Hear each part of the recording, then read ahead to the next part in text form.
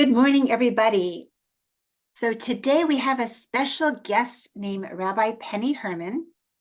He and I are from both Florida, so we're going to be doing the Healing Center together. He's going to be helping me with that as well, as far as the therapy piece, and I'm very blessed to have him on the team. He's also served as a spiritual leader of the congregation Share Israel, the director of Chabad activities in Raleigh, North Carolina for over 30 years. He's also the redneck Rebbe. Ooh, we like rebels. He earned Hey, his master's degree from North Carolina State University in counseling and currently practices in South Florida. Rabbi Herman is also a certified SRT, somatic practitioner, and Imago marriage educator. Together with his wife, Helena, they lead Imago marriage workshops that teach communication skills and how to navigate from conflict to connection. Penny has spoken across the United States on topics of Judaism, mikvah, marriage. His knowledge, warmth, and humor creates very engaging and unforgettable experiences. And I've been super impressed so far with what I've seen. So take it away. We're so glad to have you with our Part 4 marriage workshop. Thank you so much, Penny. thank you so much, Rochel, for having me. It's a pleasure to be here. Um, so I typed into the chat, and if you could respond, if you'd like, what do you think is the most important ingredient for a successful marriage? So let's see what comes out of that. I will tell you the way we discovered Imago. My wife and I were married for 10 years. We had a good marriage. But we didn't know how to handle conflict properly. We really didn't know what to do with it. My wife was constantly looking for something, for the thing to help us. And so we had the book, The River, the Kettle, and the Bird. That didn't really do much for us. We got into the Mars and Venus stuff, and it gave insight, and it was good. And then one year, she comes home from the Kinas HaShluchos, the convention of the Chabad Rebbetzins all over the world. She comes home and she says, "I found it." Rabbi Shmuel Stauber, Alav Shalom, and his wife Rivka. So Rabbi Stauber presented to the women about Imago, and long story short, she tricked me into going to the workshop, and then we went to New York for the workshop. And it changed our lives, and it changed our marriage, it changed our relationship. And the neat thing about Imago is that you don't have to be in a bad relationship for it to help. It actually is even more successful, and I think it's more impactful when your marriage is fine, like no one's going anywhere, but it just gives you a whole new way of communicate and create the type of relationship that everybody is hoping for. So some of the things that we have here are respect and communication, non-sexual touching, okay. Patience, boy, that's the truth. Respect, communication, what else do we have? Feeling appreciated for the hard work. Yes, listen and validate. Yes, those are all great things. And those are all very, very important. And they all fit into the word that Imago identifies as the primary and the fundamental ingredient in marriage, and that is safety. When we feel safe, then we can truly communicate, we can listen, we can validate, we can respect, everything else works from that. When we have safety in a marriage, when we don't feel like we have to put up the walls, the barriers, to protect ourselves from being attacked by our spouse. And as I mentioned when I was talking to, I guess it's Ruti, if you are not familiar with EFT, with Sue Johnson's EFT, not the other EFT, but the Sue Johnson EFT marriage, that is also something that would definitely be great to familiarize yourself with. I just found out about it this past year, and it's mind-blowing to me. But anyway, so we found Imago, and we started doing that, and it really helped our marriage. And then eventually the Imago community decided that instead of just having therapists practicing Imago, because a lot of people won't go to therapists. So they actually decided to certify what they call Imago educators, who will who lay leaders, clergy, whomever, that can offer these workshops. And that is what my wife and I both got trained in that. And we started doing workshops, and we've been doing them ever since. Our last one was last year. We had about 15 couples. And now we're working on another one. Hopefully we'll do, I'm hoping in the next few months. And Rochel, if you don't mind putting my wife's website, Coaching with Helena. It's HELANA, not ENA, ANA.com. You can get the information once we post it, when we're going to be having another workshop, something that you might want to take, or something you may have some clients that you want them to get some training in, etc. Okay, I'm posting it right now in the chat. Perfect. Thank you so much. Pleasure. So one of the biggest issues that that we deal with is a lack of communication. And the question is, why are we not communicating effectively? Like, what's going on? And for this, I'm going to bring in a little bit of my somatic self-regulation technique from Dr. Reggie Melrose, who developed her own form of somatic experiencing. Here is a picture of a brain, right? And if you were to describe this brain, this is a brain that is on fire. Okay, the amygdala in that part of the brain is firing, and when the amygdala takes over the brain, the first thing it does is it shuts down the prefrontal cortex, right? And it takes over running the show. And all it's saying is there's danger. And so when a spouse feels criticized, I can't get into the whole Imago, all of the Imago concepts, but when there's a sense of criticism, so the amygdala starts firing, and it says basically, danger, 5-alarm fire, you need to protect yourself. And we go into either the fight, flight, freeze, or fawn mode. So we either fight back, or we become a turtle in the Imago parlance, or the withdrawer in EFT parlance, where we just go into our shell and we just shut down. We may freeze, or we may fawn, where we appear like we are able to function normally, but it's just a show, and we're really very much dissociated, and really not in a good way. And so those are the responses when we are in that kind of brain. Our goal, of course, is to get to a different type of brain, a calmer brain. And you can see this,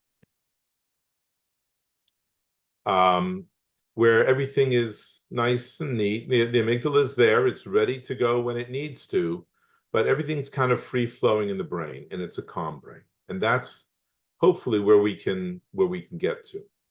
So that's the goal. So one of the most important things, Dr. Reggie Melrose is her name. She's out of California. She was in Long Beach. She just recently moved to Palm Springs. And she's actually gotten pretty famous in the frum world, at least here in America, working with kids who are having a really hard time. Because the neat thing about her practice and the somatic that she does is you don't have to talk.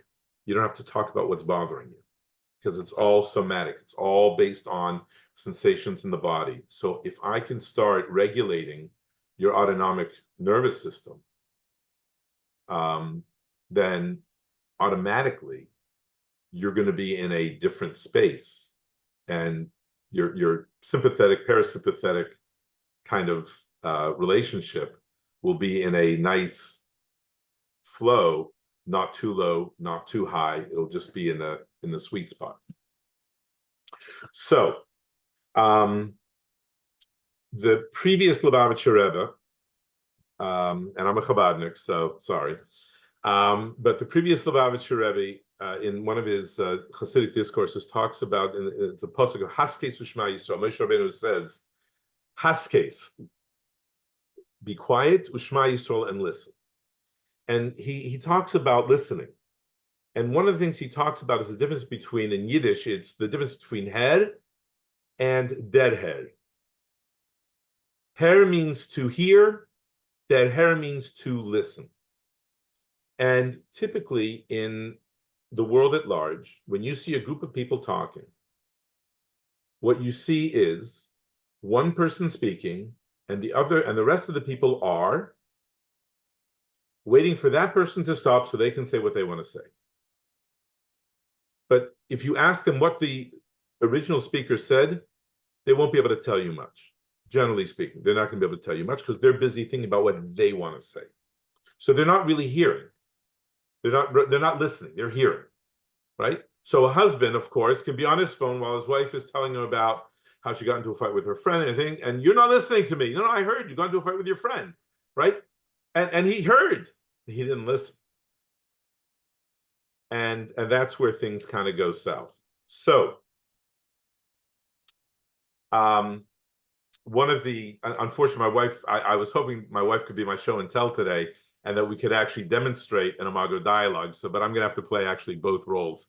So I'll give it a shot. But let's say a typical dialogue or a typical argument, and one of the ones that my wife and I dealt with quite a bit as shluchim is that my schedule was sometimes somewhat unpredictable. And that, of course, made me my wife's imago, for those of you who are aware of what imago is about, because my wife's father is a surgeon. And what's it like growing up in the house of a surgeon? You don't know if he's coming or going. You know if he's going to be home, not going to be home. Will he come to my dance recital, not come to my dance recital, leave in the middle? No, it's totally unpredictable, right? I'm not marrying a surgeon. Who does she marry? A Chabad rabbi. It's the same thing without the Porsche, okay? Because don't know if he's coming, don't know if he's going. Oh, there's a guy just came into the show. He needs to put on tefillin. Okay, well, what's going to happen? When's it going to happen? So my lack of punctuality was a big deal for my wife because that is part of her imago. It's part of her childhood wounding. And I didn't understand, and she didn't understand why she would react so energetically, shall we say, when this issue came up. And so, I mean, this isn't exactly what the conversation was like because I'm more of the turtle in the relationship. She's more of the tiger. So there's a maximizer and minimizer in most relationships. One makes a big deal out of everything. One minimizes everything. So one is pursuing, one is withdrawing in the EFT language. And so if you were a fly in the wall in the Herman household early on, it's like, all right, walk in the door, you're late, kids are running wild, dinner is cold, I have a shiur that I'm giving tonight, and I can't do this all. That's it, I'm not doing any more shiur. To which I respond, well, the only way you could buy dinner, okay, buy the food to make dinner, is because I'm fundraising, and I had to talk to somebody in order to fundraise, and then back and forth and back and forth. And you don't want to teach Shurim anymore? Fine, don't teach anymore Shurim. I don't care. Okay. Now I'm not allowed to yell, so I didn't actually yell. But this is sort of what a back and forth in a typical husband-wife argument might look like. Okay. Rochel, did you send out the Imago dialogue that I sent you? You did. Okay, great. Okay, so in the Imago dialogue approach, it would go something like this. And again, there's so many components to it that are so vital, whether you do Imago or something else. Number one is so like this Reggie Melrose I mentioned earlier, she has a great book called Why Students Underachieve. It's not because they're bad kids, it's because of trauma. They can't hear you, okay? Their prefrontal cortex is not working. Words don't mean anything to the amygdala. Words irritate the amygdala. And so what happens when somebody is upset and you say to them, calm down? What is the first thing that happens is they do the exact opposite. Okay? And this is what just ratchets up the energy level and the argument in between the couple. So the first thing is we have to slow everything down and take a moment to get into our right mind. And the first thing Imago says to do is make an appointment. Whether my wife tells me I'm late and things are crazy right now, or if she tells me right now, okay, we have stuff that we have to do to get things ready. But other than that, she can tell me tomorrow when we can both sit down, like mentioned, when we're not stressed, and she can say, you know what, when you come home late, this is what happens. So the first thing is we want to make an appointment. Is now a good time to have a dialogue? And my response will either be yes or no. If the answer is no, I need to find some time within the next 24, maybe 48 hours to say that this is a time that I can have a dialogue. I might be busy or I might just not be in a good headspace, and no, now is not a good time. But within 24 hours, maybe 48 hours, I need to be able to say, yes, I'm ready to have a dialogue. So the first thing is you make an appointment. You don't just blurt everything out. You actually have, you actually are talking in a calm voice. What's really interesting, one of the things that Rabbi Stauber or Rochel mentioned, he says, why is it when we're angry, we scream, yell, and carry on, right? But when someone does something nice for us, we go, oh, thank you. Why can't we do it the other way? Thank you so much. This was amazing, right? And then when we're angry, we say, I'm angry right now. Imagine if we could turn that around. So the first thing we do is we make an appointment. And the next thing when we work with couples, the next thing that we do is we actually ask, and again, using Chabad terms, let's say we tell Mendy to leave Mendyville, and he needs to go over the bridge to Chaya land. Okay? And he has to put on Chaya's glasses and see the world through Chaya's eyes. That's what we're asking him to do. And so he does need to be in the right headspace for this. And if he is activated and if he is not in a good way, then now is not the time to do it. It's not going to be a successful dialogue. The other thing we asked our couple to do, and we're in the 3 weeks, of course, there's a Hasidic saying. I can't remember which Hasidic master said this, but said Mishenichnas of, when the month of Av comes in, Mematin, we have to go smaller, but we have to do it with simcha. Not we decrease our simcha, we decrease, but we do it with simcha. Okay? And so the idea being is that there's a saying in Imago, conflict is connection waiting to happen. So the whole purpose of this is to transform conflict into connection. That is the goal. That is the purpose of conflict, right? That the light that comes out of darkness is much more brilliant than the light by itself. These are basic concepts, certainly in Hasidic philosophy, but in general, I mean this is basic Judaism, and that's why we fell in love with Imago so much, because it recognizes this is your bashert, and the whole idea of transformation, transforming negative to positive, that is who we are as Jews. So Mendy has left Mendyland and he's gone Mendyville and he's gone to Chaya land, and they say a short tefillah. Just ask Hashem, please bless this interaction, that it should achieve the proper goal of bringing us closer together. And then we start the actual dialogue. The dialogue is in 3 parts. The first part is mirroring. Anyone who is a therapist here, I know basically one of the only things they taught in in school when I was getting my master's is how to mirror, okay, which is basically to repeat back what you heard the person say, okay? Don't sum it up. Don't use your own terminology, certainly not in the beginning.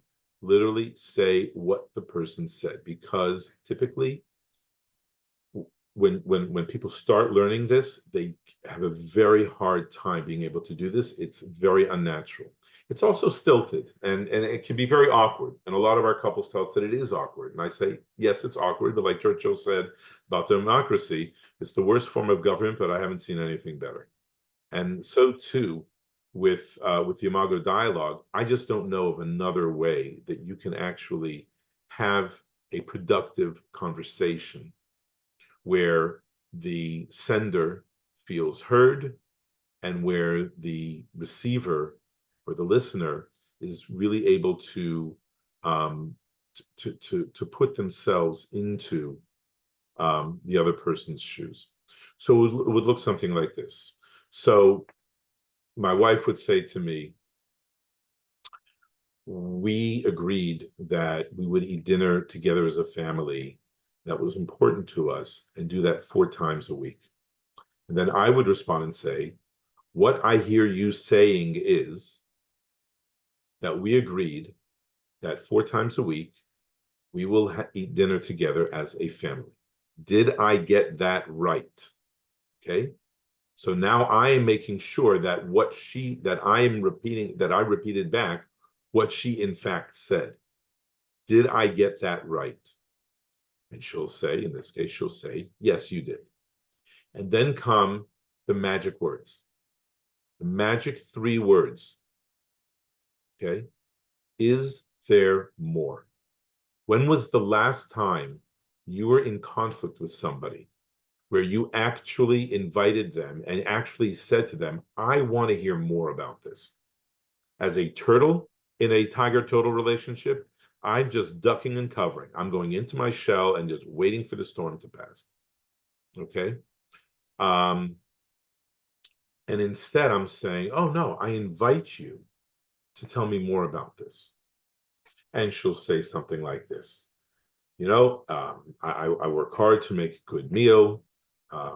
And when you come home late, it's cold, and the kids are running around, and the house isn't in a good space. I can't keep doing it this way.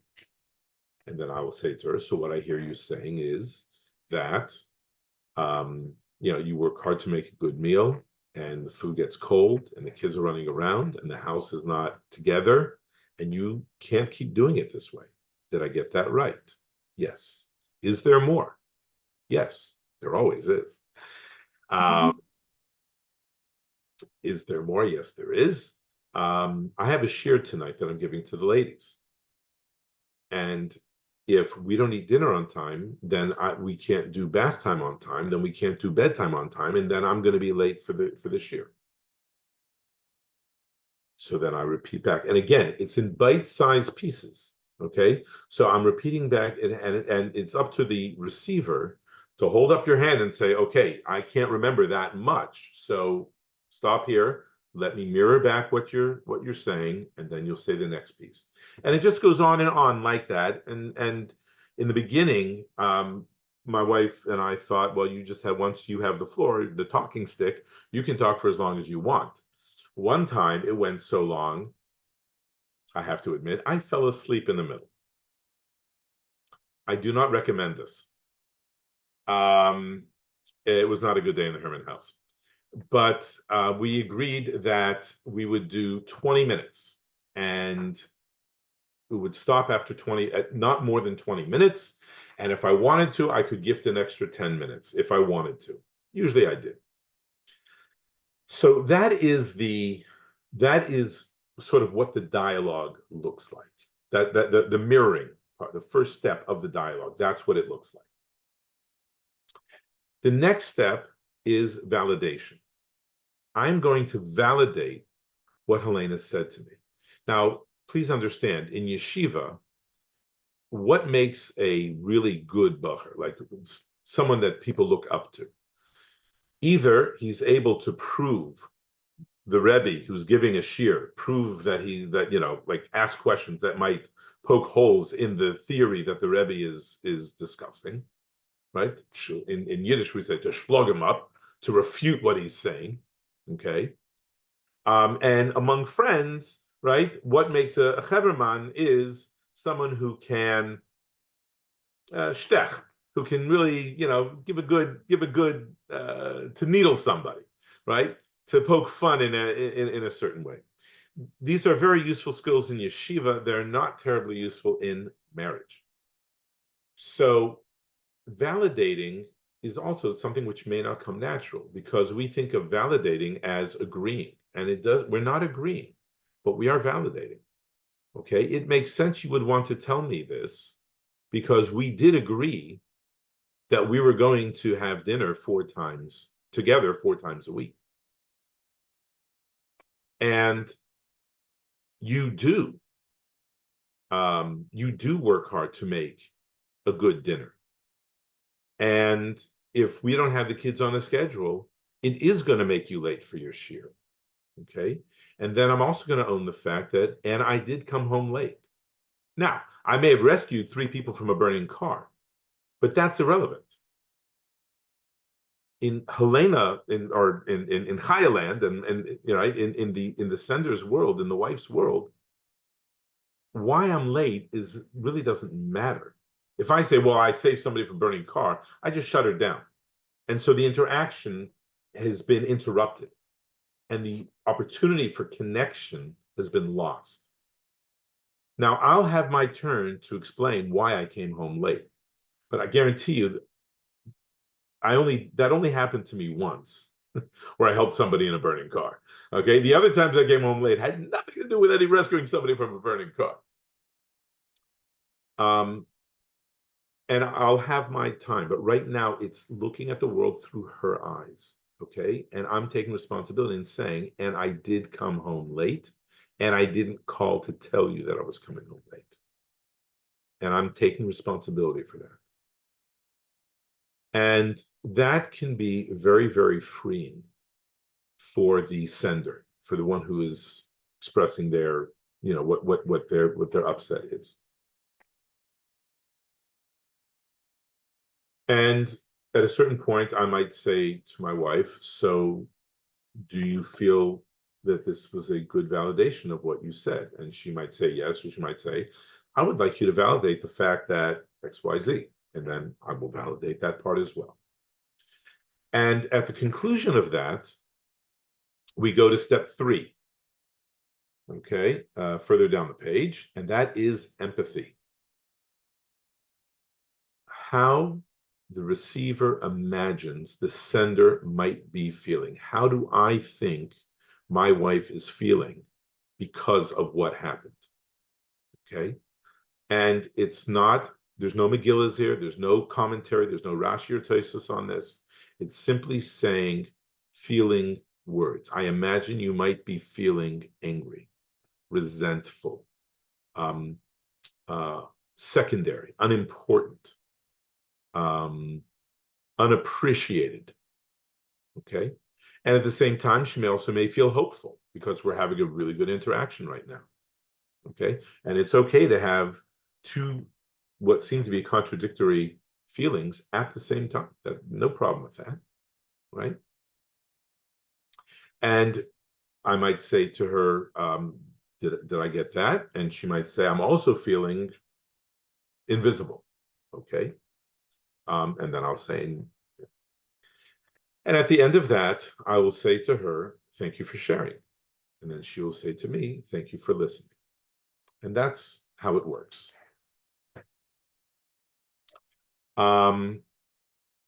And so it's one of the things that Imago does is it causes mayach shalat al halev, that again you don't allow your emotions to run rampant.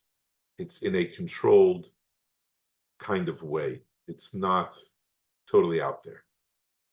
And one thing we didn't know early on, but we found out, is that you can also do a dialogue for appreciation. And one of the things that we do now is that when either of us wants to share a frustration dialogue, before we do that, we have to come up with 3 things that we appreciate about the other. So like my wife will say, instead of falling on a hard floor, put some pillows down so that it's much easier to hear it, and we have the basis of the connection, right? And so I appreciate that you, whatever it is, okay, I appreciate that you make sure that the cars are registered properly. I appreciate that. It can be whatever it is. Okay, I appreciate how you are with the kids. I appreciate, yeah, it can be whatever it is. And it's the same thing. The sender sends, the receiver receives, back and forth, and go through all 3 steps. Makes sense you want to tell me this because I do make sure that the cars are registered properly. I don't know why I picked that example, but anyway, okay. And then third, and I imagine you feel loved and taken care of, and you feel important, primary, seen, whatever it is. Okay, and then we get into the frustration dialogue.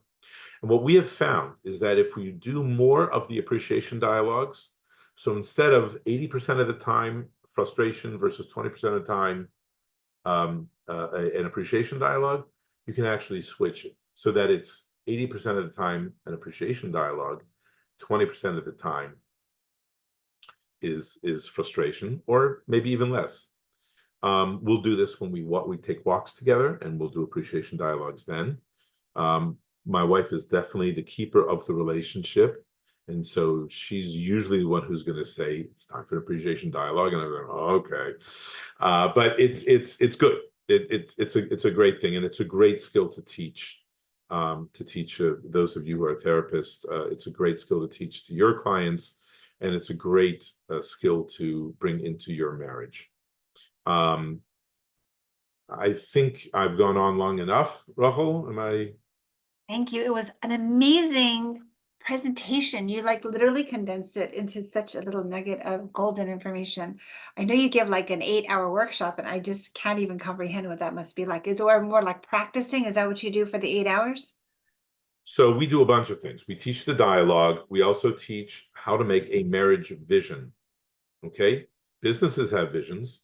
Why don't we have a vision for what our marriage looks like? Okay? Beautiful. And in every aspect of it, in our intimate life, in our relationship, in what we want our home to look like, and all these things. And there's a way to do it. There's a way to make a vision. There's a special way to make a vision. We've been on some podcasts where we've talked about some of these things. So we do the vision. There's another element, and that is in the Gottman world, the idea of fun and playfulness. The need to have, and I'm such a hypocrite, the need to have a weekly date.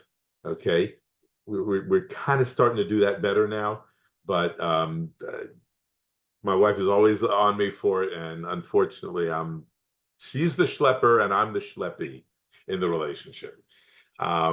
But that kind of thing. And understanding who your imago is, why you pick the person that you picked, that is your bashert, because that is the person, imago will say, that's the person that's going to recreate your childhood for you. Okay? So like, my wife grew up with a surgeon. She marries a rabbi. It's the same dynamic. I am not my father-in-law. He's a type A surgeon. I have never been accused of being type A. Once in a while, my wife, like for will say, for the next 2 hours, could you please be type A? But that's not who I am. But it's kind of like my wife says, imagine you break your arm, you forgot you broke your arm, and someone comes over and just taps you on the shoulder and say, hey, how you doing? Say, oh, you broke my arm. No, your arm was broken from before. So the conflict that we experience in marriage is maybe 10% from what your spouse did, and it's 90% of what happened before you ever met. So we talk about that, and we go through a certain formula, kind of like using like Mad Libs. Remember the Mad Libs series, where you literally fill in the blanks and you come up with who your imago is, and it's magical. So these are all some of the things that we did. We did a 4-part series last year, was not enough time. So we're going to a 5-part, about an hour and a half per session, that we, Be'ez Hashem, will be doing. I don't know when. We wanted to do it already, but life got in the way. So that's yeah. Any questions, comments, complaints, critiques, concerns? I think it was amazing. I look forward to having a retreat with you in Miami sometime in the winter, because I think this would be a fantastic couples retreat at our 5-star hotel at the Carillon, with all the magic that we're doing behind the scenes, and you guys can have your retreat. So I think we should start taking reservations. I'm sure it'll be sold out. Okay, amazing. So does anybody have any quick questions before we finish for today? Just raise your hand, please. If not, we are done. Thanks so much for taking your time to come today. I really appreciate it. And I'm sure everybody has also appreciated your taking your time today and joining us. Be blessed. Thank you. Thank you. All the best. Thank you. Bye.